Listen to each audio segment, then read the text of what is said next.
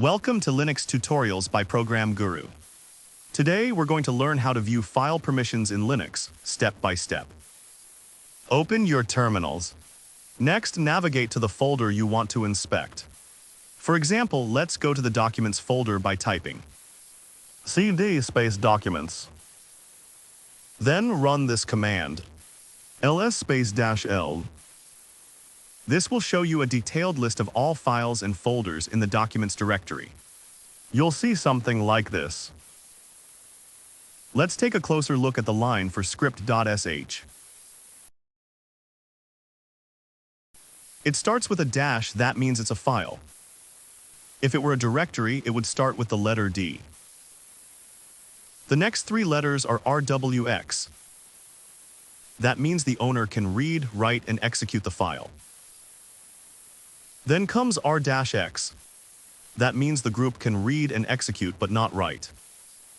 Finally, we see r-. That means others or everyone else can only read the file.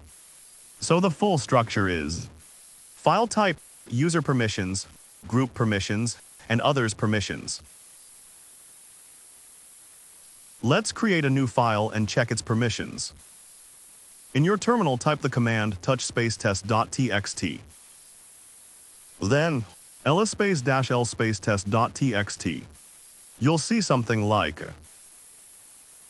-rw -r for test.txt. That means the user can read and write the file, and the group and others can only read it. Want to see all file and folder permissions, including inside subdirectories? Use this command, ls space -lr. The capital R stands for recursive. It lets you view the entire directory structure. In this example, it showed the files in Documents subdirectory as well. This is especially useful if you're auditing a folder or project. In Linux, file permissions control who can read, write, or execute a file. Use ls-l to view permissions. The first character tells you if it's a file or a folder. Then you get three sets of permissions for the user, the group, and others. Understanding file permissions helps you keep your system safe and organized. Thanks for listening. Please like the video and subscribe to our channel.